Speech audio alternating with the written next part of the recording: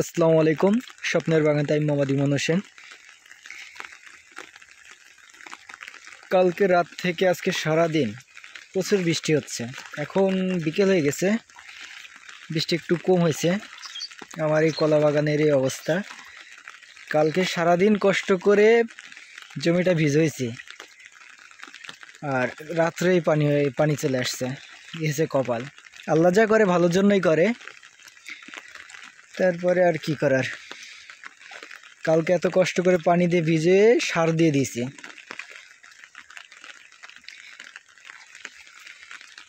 আজকে সারাদিনই টিপ টিপ টিপ টিপ বৃষ্টি হতেই আছে। আল্লাহর রহমতে এরকম টিপ টিপ বৃষ্টি হলে কোনো সমস্যা হয় না, কিন্তু জোরে বাতাস হলে ভালোই ক্ষয়ক্ষতি হয়। আমার বলতে সবারই ক্ষয়ক্ষতি হয়, কিন্তু বর্ষাতে তরিতরকারি আবাদ একটু ক্ষতি বেশিই হয়। আমার ওই সাইডে যে কুল বাগানটা দেখা যাচ্ছে, এর আগের বার তো বাতাস প্রচুর, বৃষ্টিও যেরকম হয়েছে বাতাসও সেরকম হয়েছে। আমার কুল গাছগুলো শুয়ে পড়ছিল, ওতেও ভালোই ক্ষয়ক্ষতি হয়েছে। তারপরও আল্লাহর উপরে তো আর কারো হাত নেই, সেটা যা আল্লাহ যা করে ভালোর জন্যই করে। কিন্তু এরকম টিপ টিপ বৃষ্টি হলে তত একটা সমস্যা হয় না, কোনো সমস্যা নাই, কিন্তু বাতাস হলেই সমস্যা হয়। কিন্তু কালকে সার দিছি, আর এত এই পানি, মনটা খারাপ লাগে ওই জায়গায় যে পানিগুলা আসছে, যে সারগুলা ধুয়ে যেতে পারে। কিন্তু যতটুকু ধারণা আছে যে যদি পানি দেওয়া সার দেওয়া হয়, তা 2 থেকে 3 ঘন্টার মধ্যেই সারের কাজ শেষ হয়ে যায়, সার মাটির নিচে চলে যায়।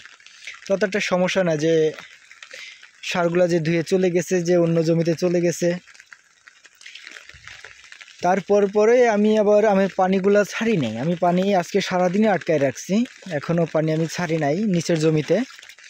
এইসব পানি যদি আমি কেটে দিই তাহলে সব পানি চলে যাবে নিচের জমিতে, কিন্তু আমি এখনও কাটি নাই।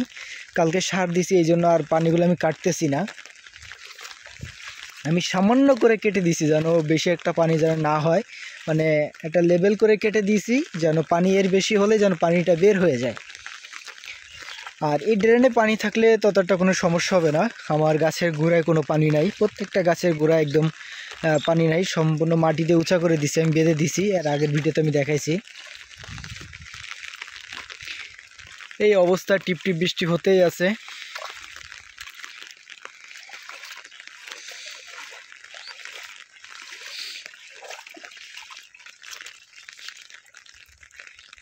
এই যে এই পাশ দিয়ে আমি কেটে দিছি লেবেল করে, এই যে লেবেল করে কেটে দিছি। যদি যতই পানি হোক, এর বেশি ওর নিচে আর পানি নামবে না, এর উপরে পানি হলে সব পানি বের হয়ে যাবে আস্তে আস্তে। সব মিলিয়ে বর্ষার সময় এখন বাগান আল্লাহর রহমতে ঠিক আছে, কিন্তু এরকম হতে থাকটা তো আমার প্রতি, যদি অন্য অন্য যারা তরিতরকারি আবাদ করছে, যেরকম বেগুন আছে, পটল আছে, উচ্ছে আছে, মূলা আছে, সবজি যেগুলো শীতকালীন সবজি যারা অগ্রিম করতে চাচ্ছে, আগাম জাতের যেগুলো সবজিগুলো সবাই করেছে, যাদের বৃষ্টি হচ্ছে, এ তো অনেক ক্ষয়ক্ষতি হবে এবং হচ্ছেও।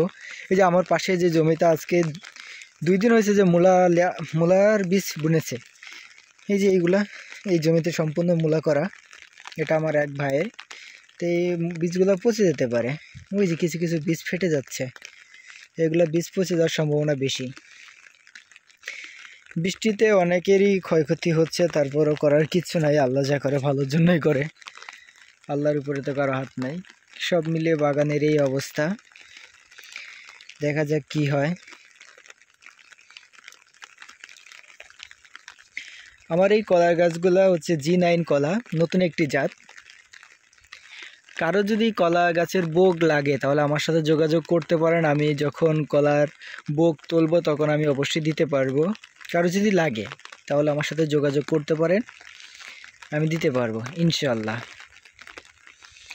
সব মিলিয়ে বৃষ্টির মধ্যে ভালোই লাগতেছে, আবহাওয়াটা ভালোই লাগতেছে।